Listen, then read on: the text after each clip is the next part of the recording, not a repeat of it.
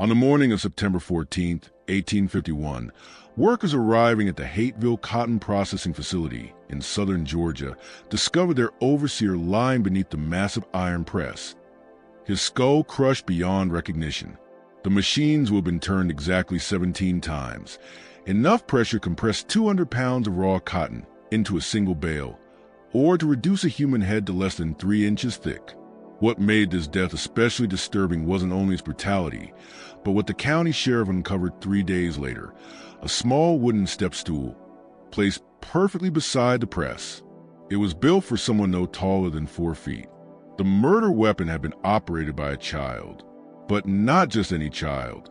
According to plantation records discovered in 1923 and immediately sealed by the Georgia Historical Society, the boy responsible had been purchased 8 months earlier for just 8 cents, the price of a damaged tool. His name appears in only one surviving document. His crime appears in none. And his fate remains one of the most deliberately obscured cases in antebellum Georgia's history. What happened inside that cotton press facility reveals something far more terrible than murder. Before we continue with the story of Hateville's forgotten atrocity, I need to ask you something. This story contains truths buried for more than a century, facts powerful families spent generations trying to erase. If you're ready to learn what really happened in the shadows of Georgia's cotton empire, subscribe to this channel and hit that notification bell. And I'm curious, comment below and tell me where you're listening from. Are you in the South? Do you live near where these events unfolded? Let's uncover together what the history books refuse to tell us. The story truly begins not with violence, but with commerce, the cold, calculated business that treated human beings as livestock and measured their worth in fractions of a dollar.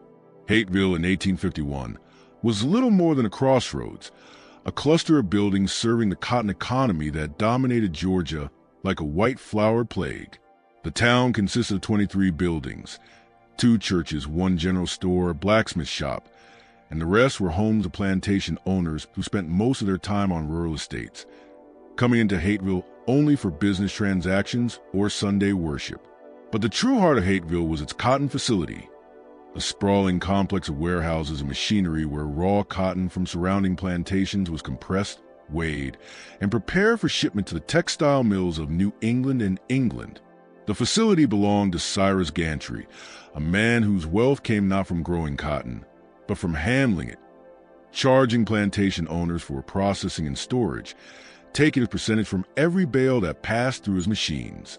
Gantry had inherited the business from his father in 1847 and expanded it significantly, installing new presses imported from Philadelphia and hiring additional workers to manage the growing output.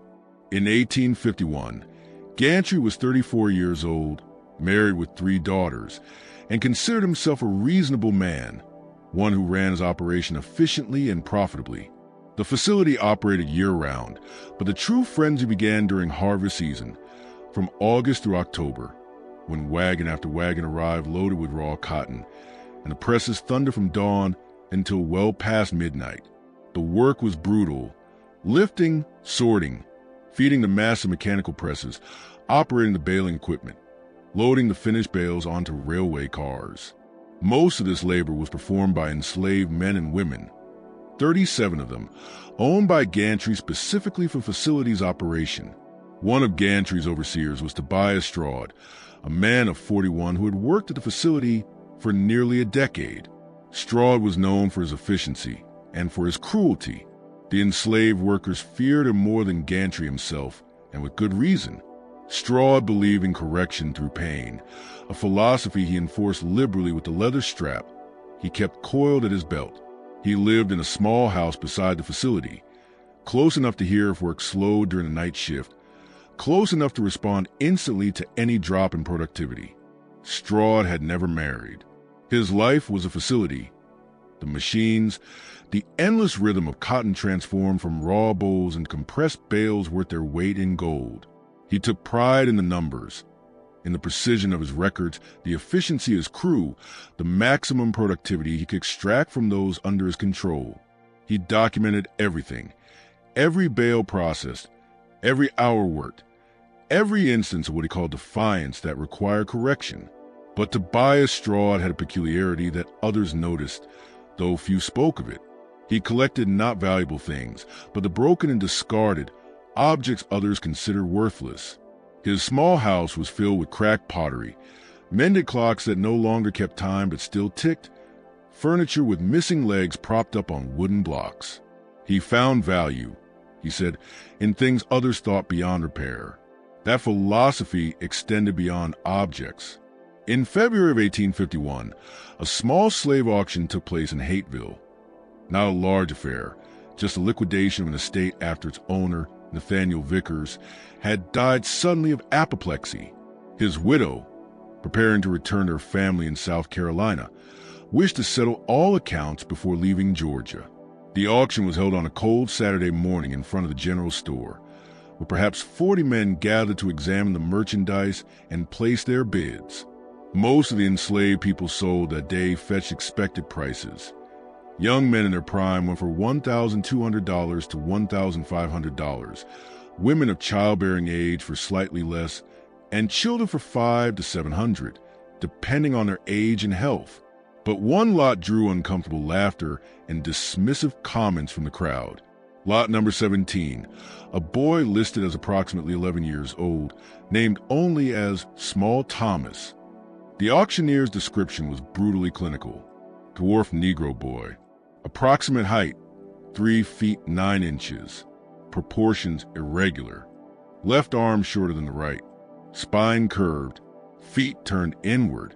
Had been employed in light household tasks. Understood English. Generally obedient. The boy stood on the auction block wearing clothes several sizes too large, his head barely reaching the auctioneer's waist. His condition was immediately apparent to everyone present. What we would now recognize as a form of dwarfism, likely achondroplasia, combined with additional complications that affected his limbs and spine. In 1851, such conditions were poorly understood, often explained as a result of maternal sin or divine punishment. Within the enslaved community, such individuals were usually protected, given work suited to their abilities. But to slave owners, they represented a calculation, the cost of feeding and housing someone against the meager potential of their labor. The bidding for Small Thomas opened at $50. There were no takers. The auctioneer dropped it to $30. Still nothing. At $10, a few men chuckled. At $5, someone joked that the boy might serve to scare crows from a field. At $1, the auctioneer's voice carried a mix of frustration and eagerness to move on to more profitable lots. 8 cents. Tobias Straude called out from the back of the crowd. The laughter stopped. Heads turned toward him. Men stared, unsure if Straude was mocking the auction or making a legitimate offer. 8 cents was what one might pay for a pound of nails or a small bag of seed. It was not a price associated with a human being, even one considered broken. 8 cents, Straude repeated, walking forward through the crowd. That's my bid. The auctioneer looked toward the state executor, who simply shrugged. The widow wanted everything sold, every debt cleared, every piece of property converted to cash before she left Georgia. Sold, the auctioneer declared flatly, to Tobias Straude for 8 cents. Straude paid immediately, pulling 8 copper pennies from his coat pocket and placing them, one by one, into the auctioneer's hand, letting each coin clink against the others. Then he approached the auction block, looked down at Small Thomas, and spoke loudly enough for everyone nearby to hear. You're mine now. You'll work at the cotton facility. You'll do what I tell you when I tell you, and you'll do it well. Do you understand? The boy nodded once, his dark eyes meeting Straude's for a brief moment before dropping to the ground. Those who witnessed the exchange would later recall that moment, the boy's expression unreadable, not fearful, not defiant, just blank, as if something behind his eyes had gone dark. Straude led his new acquisition through the streets of Hateville, the boy struggling to keep pace with his uneven gait, his twisted feet making each step a visible effort. They arrived at the cotton facility just as the afternoon shift began. the air already filled with the thunderous rhythm of machinery. "This here is what I paid 8 cents for," Straught announced to the workers in the main processing area, gripping the boy's shoulder. "Even things bought cheap have their use. He's small enough to crawl into spaces you can't reach, to clean under the machines, fetch tools from tight spots. His fingers work fine. I've seen that much. So he'll earn his keep, same as all of you." What Straught didn't announce, what he kept himself, was his true reason for the purchase. Yes, the boy's small size had practical uses, but there was something deeper, something darker, a need Straught himself probably didn't understand, the desire to own something broken, something he could shape and control, something that proved his belief that even the most damaged thing had value, if only you knew how to extract it. Small Thomas was given a corner in the facility's storage barn, where other workers slept. He was provided with a thin blanket and a wooden crate for his few possessions. He ate the same rations as the others: cornmeal, occasionally salt pork, sometimes molasses. Work began immediately, crawling beneath the massive presses to retrieve drop tools or stray cotton fibers, cleaning thick grease from gears that larger workers couldn't reach. Fetching water in buckets, he had a grip with both hands because of his proportions. The other enslaved workers showed him quiet kindness when Straught wasn't watching. A woman named Bess, who cooked for the facility, would slip him extra portions of food when she could. An elderly man called Prophet, who maintained equipment, taught him which machines were most dangerous, which spaces to avoid, how to tell when a press was about to engage its crushing mechanism. They tried to protect him, as much as anyone could in a place like that. But Tobias Straught saw everything. In the months that followed, he developed what he called a training program for the boy. It began with simple tasks, each performed under close observation. Straught would time the boy with a pocket watch and record the results in a small leather notebook he kept with him at all times. If Thomas completed a task within the expected time, he received his full ration that evening. If not, the ration was reduced. That was the first level control, hunger as motivation. The second level came in April, 2 months after the purchase. Straught had a crude wooden sign made, with rough letters burned into the pine: 8-cent boy. He hung it around Thomas's neck on a leather cord, forcing him to wear it during all working hours. When others protested, saying it was needlessly cruel even by the standards of the facility, Straught's reply was chilling in its logic. He needs to know his value, so he can appreciate that I'm giving the chance to prove he's worth more. When he's earned back his purchase price and productivity, I'll take the sign off, not before. By Straught's calculation, given the boy's limited capabilities, the sign would remain around his neck for approximately 7 years, assuming he survived that long. Many doubted he would. The work was brutal, the conditions merciless, and children, especially those with physical complications, often succumbed to illness, injury, or sheer exhaustion. But small Thomas survived. More than that, he adapted. He learned to move through the facility with surprising speed, despite his deformities, his uneven gait developing into an almost rhythmic pattern as he weaved between machines and workers. He learned which tasks he could. He learned which tasks he could perform quickly, which required more time, and how to anticipate Straught's demands before they were spoken. He learned to make himself useful in ways that went far beyond what Straught had first intended. And that perhaps was his first mistake, because Tobias Straught noticed everything. By the summer of 1851, what Straught noticed most was that the boy he had purchased for 8 cents was proving far more valuable than he had ever expected. Small Thomas could indeed fit into spaces no one else could reach, but it also developed an understanding of machinery itself, how the presses worked, how the gears meshed, which bolts needed tightening, and which parts were wearing down and required repair. Prophet had taught him well, perhaps too well. In late July, during the early phase of harvest season, a mechanical failure threatened to shut down the main cotton press for several days. One of the drive chains had broken and fallen deep into the gear mechanism inside the press housing, a space too small for any adult to reach. and too dangerous to dismantle entirely, while cotton wagons were arriving by the dozens and plantation owners were demanding rapid turnaround. Straud examined the problem, then looked at small Thomas and saw a solution. "Boy," he said, his voice carrying that unmistakable tone of command that meant absolute obedience was required. "You're going in there to get that chain. I'll walk you through what you need to do." Prophet stepped forward, his old face drawn with concern. "Mr. Straud, sir, that space ain't safe. If someone was to engage the mechanism while he's inside—" "No one's going to engage nothing," Straud snapped. "I'll be right here watching." Boy goes in, retrieves the chain, comes back out. Simple. It wasn't simple. The space inside the press housing was barely large enough for the boy's small body, forcing him to crawl on his stomach through narrow gaps between iron plates and wooden frames slick with grease and coated in cotton lint. The air was suffocating, thick with the stench of oil and heat, and all around him, just inches from his body, loomed the enormous gears and plates that, if activated, would crush him instantly. But small Thomas crawled inside. Following Straud's shouted instructions, he worked for nearly an hour in that mechanical darkness, his twisted hands fumbling with a heavy chain, trying to free it from where it had wedged itself deep between the gears.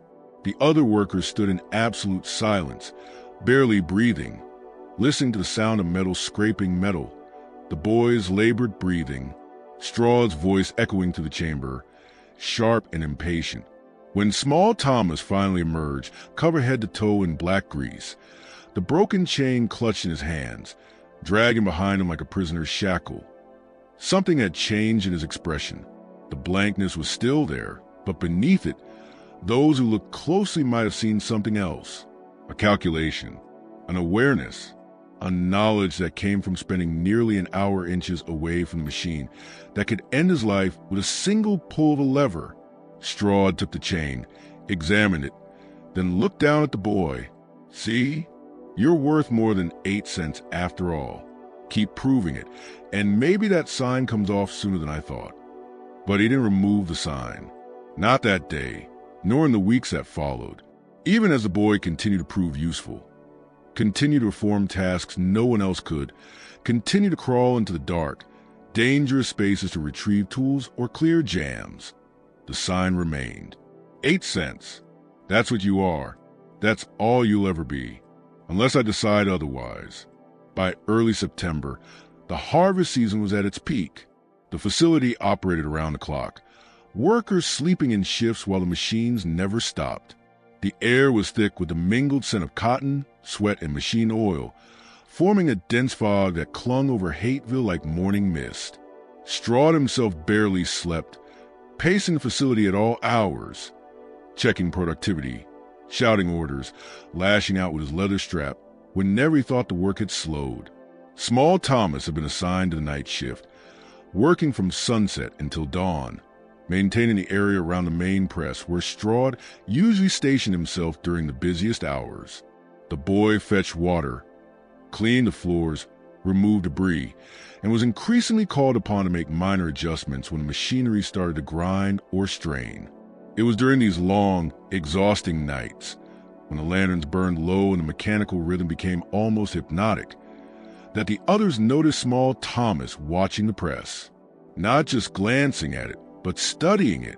He would stand in the shadows, his small figure barely visible, eyes fixed on the great iron plates, the turning screws, the slow build and sudden release of pressure, repeated over and over, all through the night. Prophet noticed. One night in early September, during a short break, he pulled the boy aside and spoke quietly in the dialect of the enslaved, words that could sound harmless to anyone overhearing, but that carried warning to those who understood. "Child, you got to be careful what you think about. Some thoughts, they grow like poison oak. Start small, but they spread. Cover everything. Choke out what's good." Small Thomas looked up at him, and for just a moment, the blankness cracked. "How much pressure it take?" The boy asked softly, the first words Prophet had heard him speak in weeks. "To crush cotton down to a bale." Prophet's blood ran cold. "More than you want to know about, child. More than you should be thinking about. Just wondering, the boy said, and the blankness returned, smooth as water over stone. 3 days later, on the morning of September 14th, 1851, Tobias Straude was found dead beneath the main cotton press. The discovery came at dawn, when the morning shift arrived to relieve those who had worked through the night. The facility, usually alive with the roar of machinery, was eerily silent. The main press had been stopped mid-cycle, its massive mechanism frozen in place. Oil lamps still flickered at their stations, casting weak, uneven light across the walls stained by years of cotton dust. And there, beneath the press itself, illuminated by the gray glow of morning to the high windows, lay Tobias Straude, or what was left of him. His body was stretched out on the press bed, the massive iron plate hovering just 3 inches above where his head should have been. The word "should" is important, because Tobias Straude no longer had a head in any recognizable sense. The press had come down with such force and had been operated with such methodical precision that what remained was little more than a dark stain spreading slowly across the cotton batting used as cushioning for the bales was stained dark. Samuel Rutledge, the plantation owner who arrived with the first morning shift, would later testify that he couldn't look at it for more than a second. The body below the neck appeared untouched. Straude's clothes were intact, his arms rested at his sides, his legs straight, but above the shoulders there was nothing, only absence. The iron plate rested flat against the press bed, with perhaps half an inch of organic matter compressed between metal and wood. It had been crushed so completely that nothing remained with any shape or form. What made the scene even more horrifying was its precision. This was an accident, not some clumsy mishap when machinery engaged unexpectedly.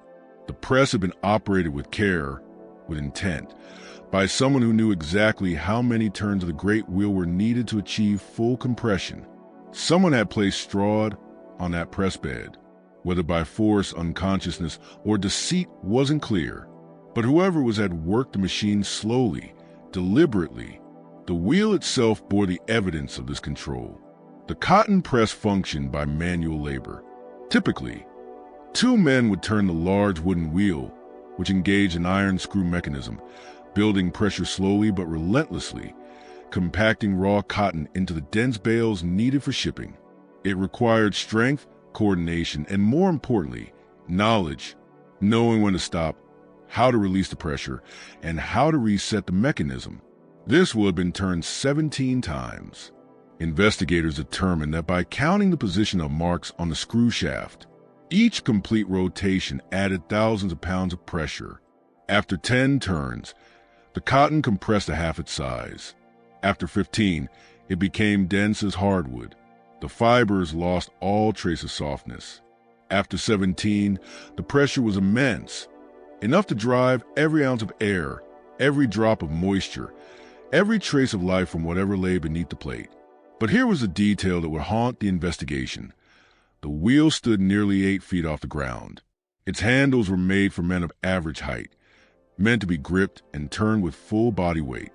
How, then, had someone small enough to need a step stool managed to apply such force and to turn it 17 times? The answer lay 3 feet from the press, a wooden step stool, roughly built from scrap lumber. Its surface was scuffed and dented, the marks showing that someone had stood upon it again and again, shifting their weight as they worked the wheel.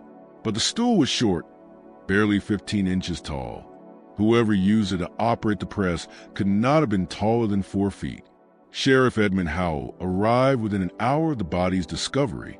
He was 60, a veteran of frontier law enforcement, a man who'd seen death in every form across Georgia's rural counties. Yet, according to his written report, even he found the scene to present circumstances most disturbing to contemplate. His first thoughts turned to the obvious questions. Who had been on the night shift? Where were they now? And who had access to the facility during the hours when this had to have occurred? The answers came quickly, but each one only deepened the mystery. The night shift had consisted of 12 enslaved workers, all under the supervision of Tobias Straude himself. That was routine during harvest season. Stroud often took charge personally at night, believing his presence was necessary to keep the workers productive through the long hours. According to their statements, Stroud had been alive and active until about 3 o'clock that morning. He'd made his usual rounds, checking stations, recording productivity in his leather notebook. After that, the accounts grew uncertain. The work itself was hypnotic, exhausting, repetitive, the kind that distorted time. Men might labor for what felt like hours only to find minutes had passed, or lose track entirely as the rhythm of the machines blurred everything together. In that flickering lamplight, surrounded by constant noise and motion, someone could vanish for an hour without being noticed. But one detail was clear. Small Thomas, the boy whose purchase price had been burned into a wooden sign reading 8-cent boy, had been assigned to the main press area that night. His tasks were simple: keep the floor clean, fetch water, clear away cotton debris, and assist with minor mechanical adjustments. Where is that boy now? Sheriff Howell asked. No one knew. His sleeping corner in the storage barn was empty. His blanket was folded neatly. On top of a wooden crate that held his few belongings lay the sign, 8-cent boy, as if carefully placed there. Inside the crate, a tin cup, an oversized shirt worn thin at the elbows, and a small, smooth river stone that Prophet said the boy had found and carried everywhere, though no one knew why. The search began immediately. 20 men combed Hapville and the nearby woods, searching barns, questioning anyone who might have seen a child traveling alone. In Georgia, 1851, an enslaved person moving without papers or permission was already suspect. But a child with physical deformities? That would have drawn attention instantly. Yet Small Thomas had disappeared completely, as though the earth itself had swallowed him. While the search stretched into its second day, Sheriff Howell stayed behind to study the press once more, his unease growing. The more he examined the scene, the less it resembled any ordinary act of violence. The position of Stroud's body suggested he'd either been unconscious or somehow convinced to lie down voluntarily. But why would a man as controlling, as suspicious as Tobias Stroud allow himself to be placed in such a position? The press bore signs of deliberate, careful use. Not chaos, not panic. Whoever had turned it would have done so with eerie patience, slowly, methodically, likely watching as the iron plate descended inch by inch, watching as the pressure built, and as Tobias Stroud's life ended in a death that was both instantaneous and eternal. Dr. Marcus Fenneman, the town physician called to examine the remains, wrote in his report that death would have occurred within seconds of the cranium's collapse. Yet, given the evidence of gradual compression, he added, the deceased may have endured moments of unimaginable terror and pain before death, assuming consciousness was maintained. The precision of the injury, he concluded, indicated deliberate intent rather than an accidental activation of the press. On the second day after the discovery, Prophet was brought in for extended questioning. As the enslaved worker with the most knowledge of machinery and the closest thing to a relationship with Small Thomas, he was considered a crucial witness. The questioning took place in Hapville's single-room jail. Sheriff Howell sat across a rough wooden table from the elderly black man whose hands trembled slightly, not from fear, but from arthritis, the toll of decades of labor. "Tell me about the boy," Howell said. His tone was neither harsh nor gentle, simply factual. What was he like? Did he ever speak of Stroud or about the work? Prophet chose his words carefully, knowing anything he said might bring punishment on himself or others. "The child was quiet, sir," he began. "Kept to himself mostly. Did his work without complaint. Mr. Stroud, he was hard on the boy, but he was hard on everybody. Did the boy ever threaten him? Ever show defiance?" Howell asked. "No, sir. Child just did what he was told. Wore that sign round his neck every day without a word of complaint." "But you taught him about the machines," Howell pressed. "You showed him how they worked." Prophet felt the trap closing. "Yes, sir, I did, so he'd know how to stay safe. So he wouldn't get hurt doing the jobs Mr. Stroud gave him. Those machines will kill you quick, if you don't understand them. So he understood them well enough to operate them? Howell asked. Sir, Prophet said, shaking his head, that press requires 2 strong men to turn that wheel. The boy could barely reach it, even with that stool. His arms ain't the same length. His back's twisted. He couldn't generate that kind of force. This was the central contradiction, haunting the investigation. Every worker confirmed the same truth. Operating the main press demanded immense strength and coordination, even with knowledge of the mechanisms. Even with a step stool, it required combined effort of 2 grown men. How, then, could a small, crippled boy have done what even adults struggle to do? Sheriff Howell rose from his chair and walked to the small window of the jail, gazing out onto Hapville's dusty Main Street. Unless, he said slowly, he wasn't working alone. Unless someone helped him, someone strong enough to turn that wheel while the boy directed the operation. The implication was clear. This was no act of a child alone. It was conspiracy, a collaboration, multiple enslaved people working together to murder their overseer. And in 1851 Georgia, such an accusation carried meaning far beyond one plantation. It struck at the foundation of the entire social order, a world built on the belief that enslaved people, no matter their suffering, would never organize in rebellion. Defiance in small forms was expected. Running away, breaking tools, slowing the work. But coordinated murder? That was something else entirely. That was revolution. Over the following week, every enslaved person who had worked the night shift was questioned separately. Their testimonies were compared, every contradiction noted. Sheriff Howell searched for signs of collusion, evidence that this had been planned, that others had been involved. He focused on the hours between 3 a.m., when Stroud was last seen alive, and dawn, when his body was discovered. But the accounts were maddeningly consistent. Everyone had been at their assigned stations, working under the constant pressure of Stroud's demands.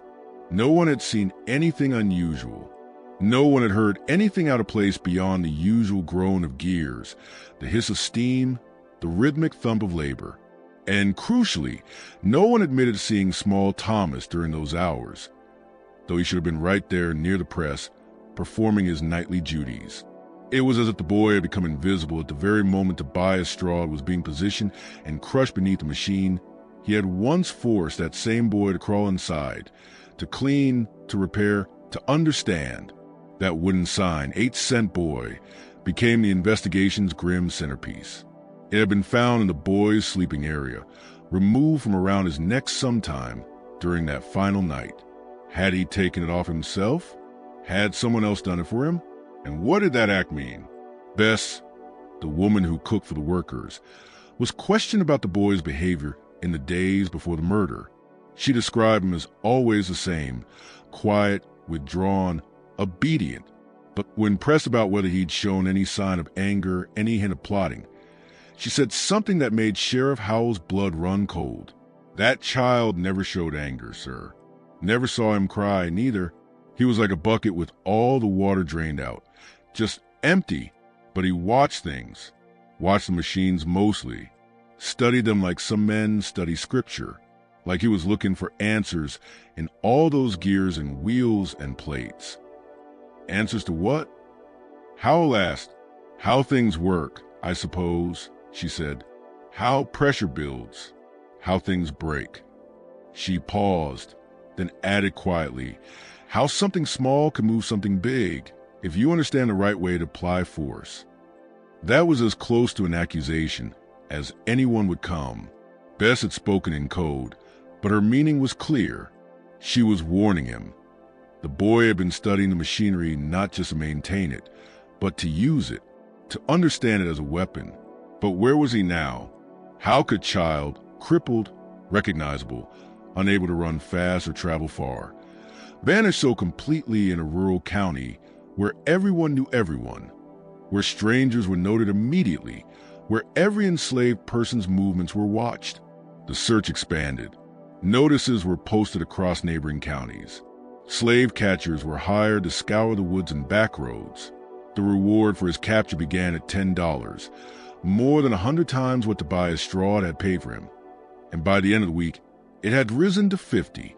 And then, on September 22nd, 8 days after murder, a discovery was made that changed everything. A farmer named Josiah Teague, working his land roughly 8 miles northeast of Hateville, stumbled upon something unusual while clearing brush near Redemption Creek, a shallow waterway winding through the county before joining the larger rivers that eventually meet the Atlantic. The creek was unusually low that summer due to a long drought, exposing a sandbar that was normally hidden underwater. And on that sandbar, Teague discovered a set of child-sized footprints preserved in the dried mud. But these weren't ordinary prints. They were uneven. The left foot turned inward, the right seemed to drag slightly, exactly matching the description of Small Thomas's well-documented disability. The prints led from the creek bank straight into the water, then vanished where the current had presumably swept them away. Following the trail backward, Teague found a small hollow beneath the exposed roots of an ancient oak tree, a cramped little space, barely large enough for a child to crawl into. Inside that hollow lay the torn remnants of a shirt, clearly too big for whoever had worn it, and a single copper penny pressed into the soft earth, as though someone had held it tightly before letting it fall. Sheriff Howell arrived within hours, bringing Prophet with him to confirm the significance of the find. The old man studied the footprints carefully, his face expressionless, before nodding once. "That's the boy's walking pattern, sir," he said. "Can't be nobody else." The emerging timeline was chilling. The tracks in the hollow suggested that Small Thomas had reached the spot sometime during the night of the murder or in the early hours of the next morning, covering 8 miles of rough countryside in the dark, despite severe physical limitations. But the prints vanished into the creek and never reappeared. Had the boy drowned, his body carried downstream by the current? It seemed the most logical explanation, one Sheriff Howell accepted almost immediately. A terrified child fleeing through the night, unaware of the danger, wading in too deep, and swept away by deceptively calm water that had strong undercurrents. And yet, those who knew Redemption Creek couldn't quite believe it. The waterway was shallow. Even during the spring floods, it barely reached 5 feet, and in that September drought, it was no more than 2 or 3 feet deep. The current was gentle, hardly enough to pull down even a small child. Another theory soon took shape. Perhaps the boy had used the creek deliberately, wading through shallow water to mask his scent from the hounds, then slipping out somewhere downstream where no tracks could be found. It was a cunning tactic, one that seemed far beyond the reasoning of a child, yet the evidence suggested just that. The copper penny was what haunted Sheriff Howell the most. Why would someone running for their life stop to leave a coin behind, pressed deliberately into the earth? Was it dropped by accident or placed there on purpose? And if deliberate, what message did it send? When Howell showed the penny to Cyrus Gantry, the facility owner's face went pale. He recognized its meaning immediately. Not that specific coin, but what it stood for. "Straub paid 8 pennies for that boy," Gantry muttered. 8 cents. He used to mock him, told him he wasn't worth more than pocket change. Gantry's hands trembled as he held the coin. Do you think the boy left this as some kind of message? Like he was returning what he was bought for? It was a chilling thought, one that implied premeditation, awareness, a symbolic act of vengeance. If true, it meant that Small Thomas wasn't just reacting in panic. He had been planning this, thinking, calculating. The search continued for 3 more weeks, but no trace of the boy was ever found. The creek was dragged for miles downstream. Every farm, every barn, every cave within 20 miles was searched. The slave catchers brought their best dogs, but the trail ended at the creek's edge and never resumed. By mid-October, as the harvest season ended and the facility returned to its brutal routine, Sheriff Howell closed the case, though few believed the official story.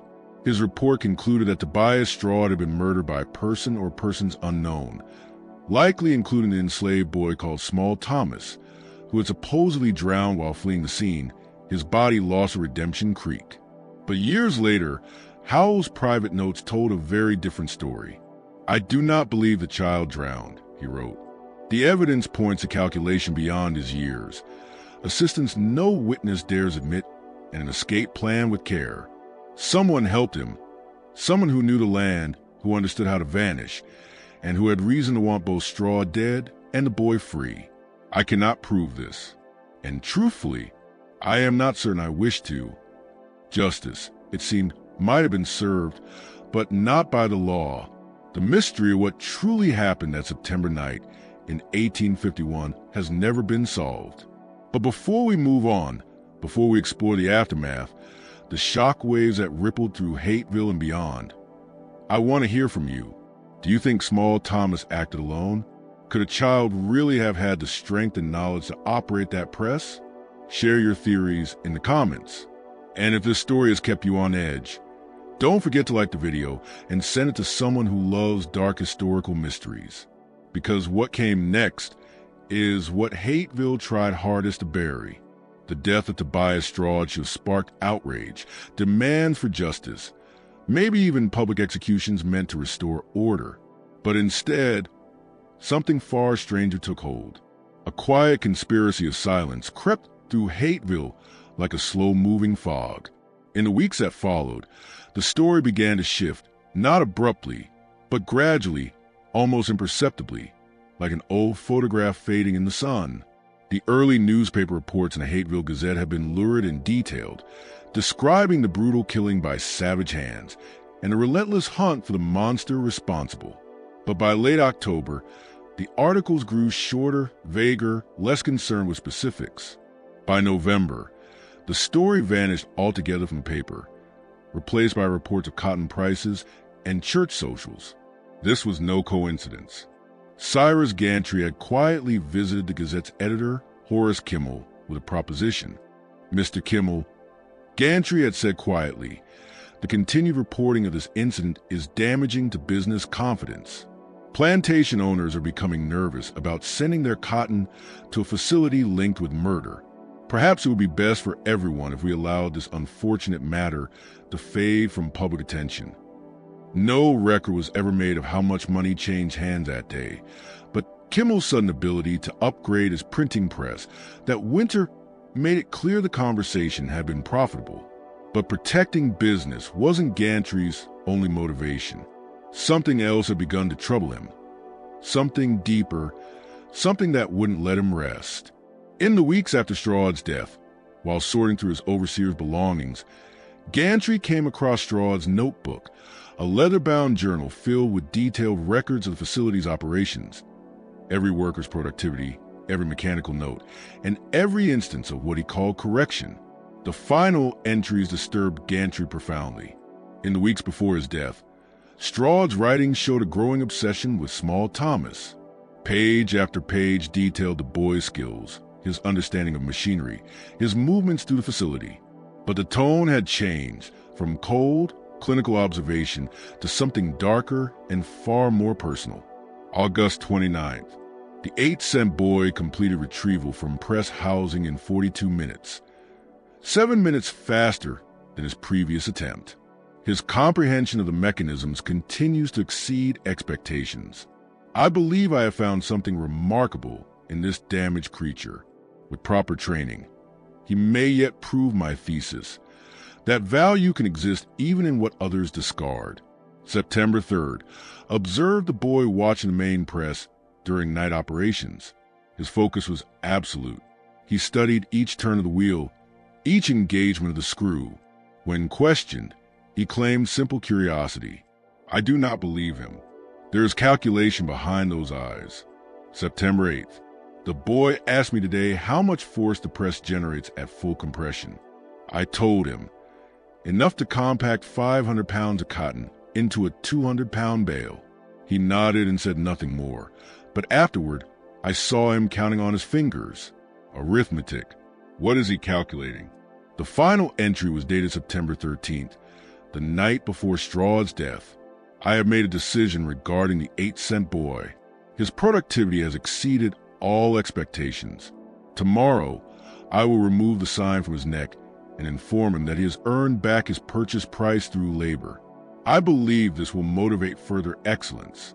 Perhaps I'll even teach him to read and write. A damaged tool, properly maintained, can serve for years. Gantry had stared at that last entry for a long time, unable to make sense of it. Strahd had apparently planned to remove the boy sign, to reward him. He had even intended to teach him to read. Perhaps, in his own twisted way, he believed he was offering kindness. And yet, the very next night, Strahd was found dead beneath the press, and the boy was gone. Had Small Thomas known about Strahd's plans? Had someone told him, thinking it would bring hope? And if so, why would he choose that night to strike, just as his circumstances were about to improve? Unless he didn't believe it. Unless 8 months of humiliation, of being told he was worth 8 cents, less than a pound of nails, of wearing that sign day after day while performing the most dangerous, degrading labor imaginable. Unless all of that carved a wound too deep for mercy to heal. Unless the damage went further than Strahd could ever comprehend. That night, Cyrus Gantry burned the notebook. He told no one what he had read. Not Sheriff Howell, not his wife, not the other plantation owners. He simply fed the pages one by one into the fire of his study and watched Tobias Strahd's meticulous handwriting curl into ash. Meanwhile, among the enslaved workers, a different story began to spread. One passed quietly from person to person, never written down, shared only in whispers, in the coded language of the oppressed. Prophet, before his own death in 1853, told it to the younger workers, always softly, always with a warning that some truths are too heavy to carry in daylight. According to that hidden version, Small Thomas had not acted alone that night. He'd had help, but not in the way Sheriff Howell had imagined.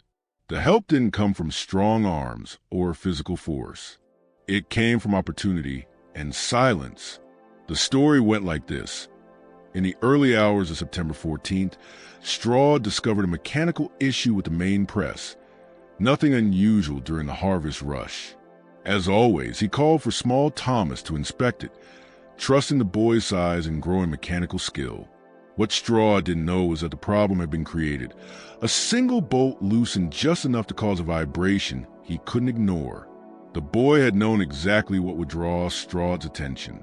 While Strahd leaned over the press bed, lantern in hand, explaining what he thought was wrong, Small Thomas simply acted. He didn't need to push. Strahd was already in position. All that was needed was the wheel. And this is where the story turns almost mythical. The boy had used Strahd's own body weight against him. The press had a safety lever, one that, when pulled, caused the iron plate to drop several inches before locking into place. It was designed to release pressure in emergencies. Small Thomas had pulled that lever while Strahd's head was beneath the plate. The 6-inch drop was enough to stun him, to trap him, to make resistance impossible. After that, the rest required no great strength, only patience.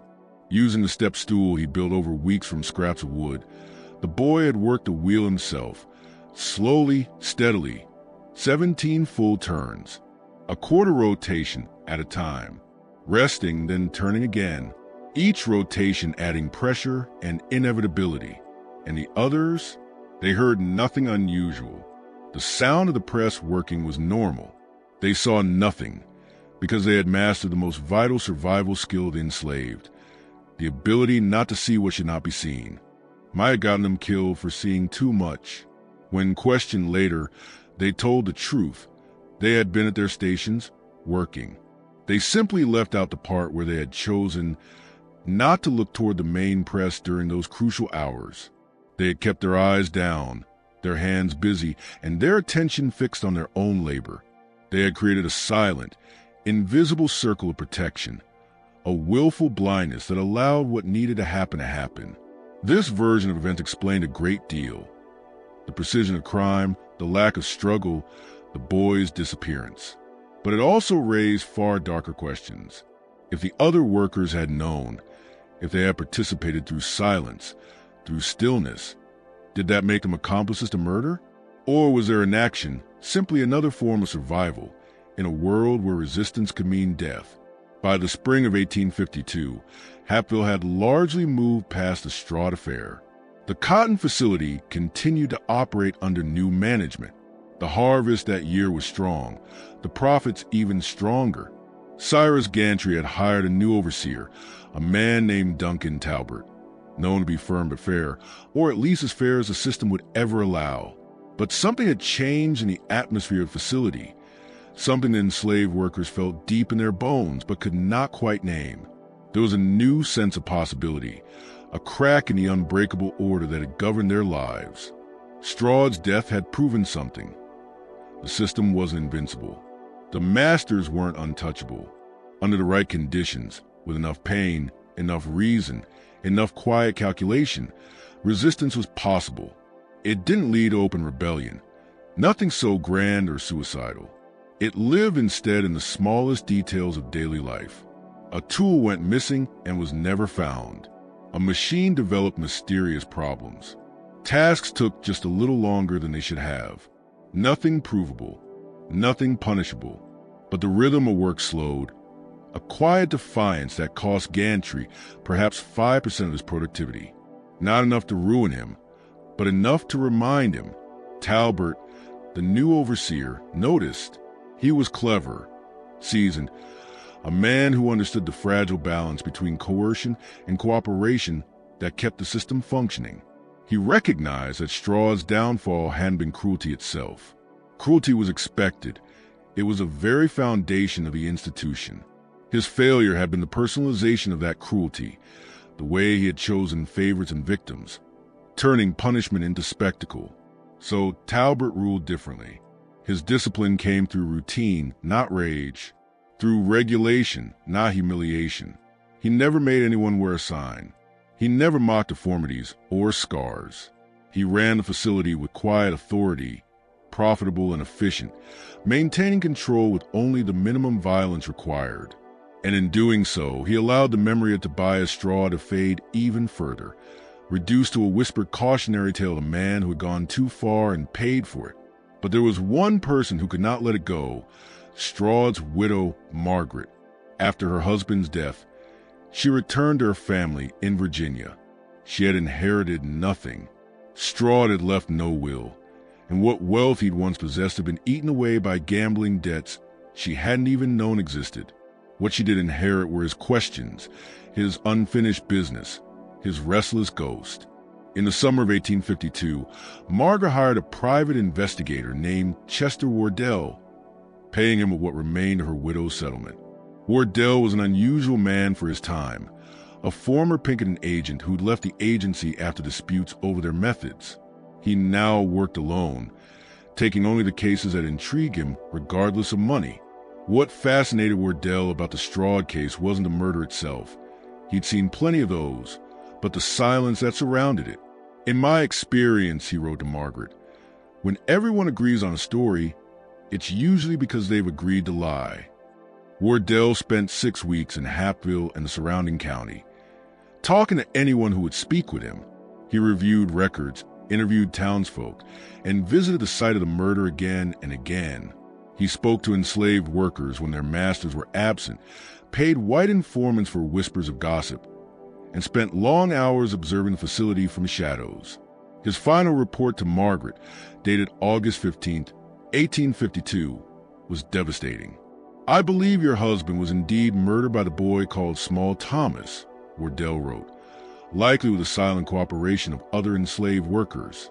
However, in investigating your husband's treatment of those under his authority, I found patterns of cruelty that, while legal, were extraordinary even by the standards of slavery itself. The boy was deliberately humiliated, degraded, and placed in mortal danger time and again. He was treated as less than human, even among those already stripped of their humanity by law." Wardell concluded, "I cannot condone murder, but I can understand it. Your husband created the circumstances of his own death." The rest of the report was worse still, filled with details that made Margaret weep, not from grief, but from shame. There were testimonies about the sign her husband had made the boy wear. descriptions of the tasks he had assigned to a crippled child, account of how Tobias Straught had collected the broken, the unwanted, and the discarded, and used them as tools for his own experiments in cruelty. Margaret had known her husband was part of the slave trade.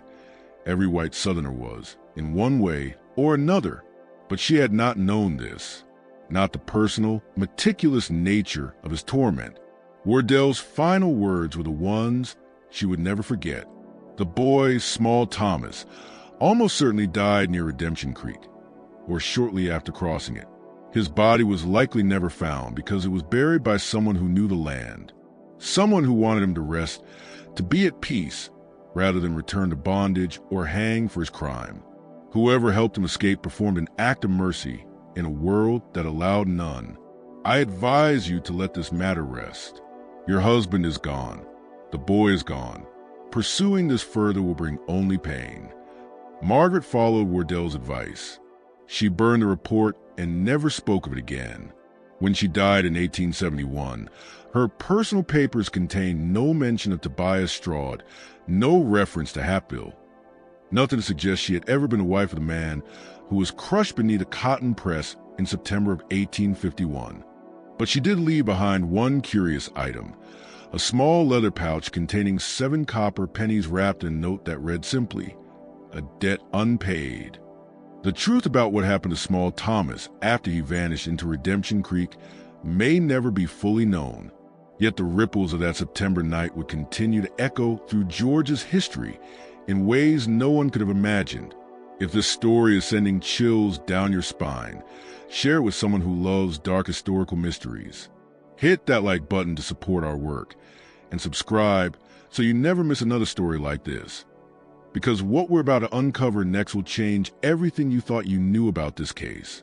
Just when it seemed the story had ended, when everyone involved had either died or disappeared, a discovery in 1889 would force historians to reconsider everything they believed about the 8-cent boy. In March of 1889, a remarkable event occurred that briefly resurrected the long-forgotten murder of Tobias Straught, a crew of railroad workers building a new line through what had once been the outskirts of Hatfield, now absorbed into Atlanta's expanding sprawl, made a discovery that stunned everyone involved. Roughly 12 miles from the original cotton facility, in a patch of forest that had stood untouched since 1851, the men found a small, collapsing cabin hidden deep in a hollow. It was almost entirely reclaimed by the woods, but inside, preserved by dry air and shelter from the elements, they found human remains. The skeleton was small, clearly that of a child or a very young person, and showed signs of severe deformities consistent with dwarfism and spinal curvature. Near the remains lay a rusted tin cup, scraps of rotted clothing, and most strikingly, a small wooden box containing 8 copper pennies arranged in a perfect circle. The discovery made headlines. Older residents remembered the old Straught case. Sheriff Howell had been dead for 15 years, but his successor, Harold Vesper, ordered a full examination. Dr. Lawrence Brennan, the county physician, inspected the remains and estimated the body had been there for 30 to 40 years, perfectly matching the 1851 timeline. Yet the cabin itself told a deeper story. It hadn't just been a hiding place. It had been lived in. There were shelves, a stone fire circle, and signs of cooking, proof that someone had survived there for weeks, maybe even months. The cabin's location was ingenious, remote enough to avoid discovery, but close enough to the old railroad line, which had existed since the 1840s, that someone could have reached it after a night or two of hard travel. Dr. Brennan's report only deepened the mystery. The skeletal remains showed no signs of violence or trauma beyond pre-existing conditions. Death was likely from exposure or illness. However, the arrangement of the pennies indicates deliberate placement, possibly a burial ritual performed by another individual. This suggests that the deceased may not have died alone. The implications were staggering. Small Thomas hadn't drowned in Redemption Creek. He had escaped, reached that hidden cabin, and survived there. For how long, no one could say. Eventually, he succumbed to exhaustion, illness, or the toll of his condition. But someone had known about it. Someone had helped him. Someone had buried him with those 8 pennies, the exact sum Tobias Straud had paid for him, returned in death as a kind of haunting dignity. But who had helped him? Who had known of the cabin? Who had provided the food, the cup, the meager supplies that had kept him alive? The answer came from an unexpected source.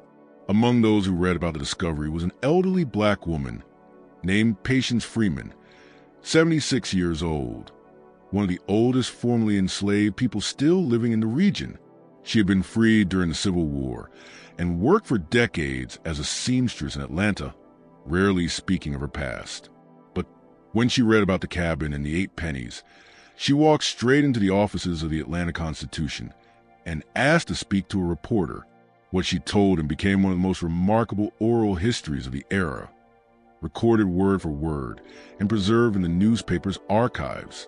Patience had been a young woman in 1851, enslaved on a plantation near Hapville. She had known Small Thomas only slightly, had seen him at the facility while delivering food, had noticed the cruel sign hanging from his neck, and had felt the deep, helpless pain of watching a child degraded for something he could not control. On the morning after Straud's death, as the search party scoured the countryside, Patience had been working in a field near Redemption Creek when she saw something she would never forget. Small Thomas, soaking wet, crawling out of the water miles from where his tracks were later found. He was walking upstream, using the current to hide his scent and trail, moving painfully slowly but with fierce determination. In that instant, Patience made a choice, one that could have gotten her beaten, sold, or killed if anyone found out. She hid the boy inside a drainage culvert, covered him with brush, and told him to wait. She returned to her work as if nothing had happened, said not a word to anyone, and waited until nightfall. That night, she stole food from her master's pantry, a crime that could cost her life, and led the boy through the woods to a cabin she remembered from years before. It had been built by a fugitive slave who had hidden there for months before being captured. Most people had long forgotten it, but Patience never had. She left Thomas there with enough food for a week and a promise she would return.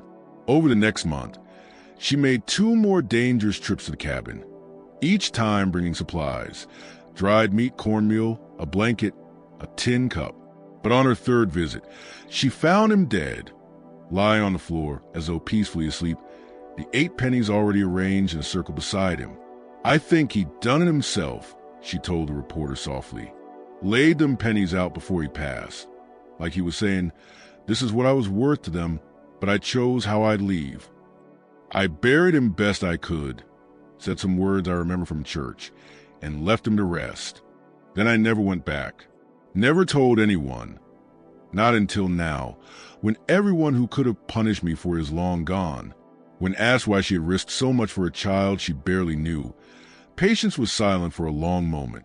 Then she simply said, "Because somebody had to. That boy had been treated like he wasn't human his whole short life.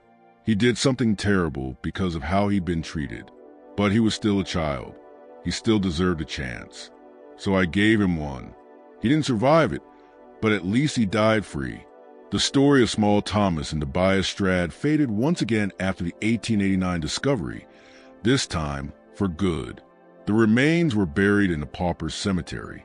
The cabin collapsed completely within a few years, and the site was eventually paved over as Atlanta continued to grow. But the case left a deep mark on those who studied Georgia's antebellum history.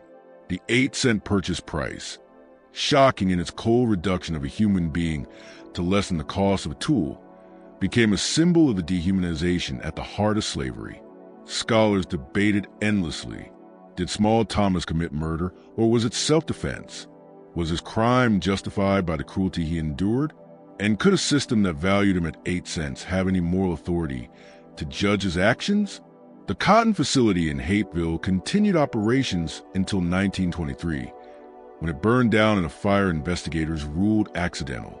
But some locals whispered that it had been deliberately set by descendants of those who'd once been enslaved there. The site was never rebuilt. Today, it's just a parking lot, unmarked, unremarkable, with no sign to tell what once happened there. By September of 1851, Cyrus Gantry's descendants had sold off all their holdings in Georgia and moved to Boston, joined the textile industry, still profiting from Southern cotton, but without the moral stain of slave ownership. They never spoke publicly about their family's connection to the case. The most enduring legacy of the story came from an unexpected place: the oral histories collected during the 1930s Federal Writers Project, when interviewers spoke with former slaves about their lives. Several elderly people from Georgia told their own versions of the Small Thomas story, always with variations, always admitting they didn't know what was truth and what was legend. Yet certain details never changed. The 8-cent price, the sign around his neck, the cotton press, and the final escape. One man, interviewed in 1937 at the age of 94, said something that perhaps captured the truth better than any record ever could. We told that story to our children to teach them two things.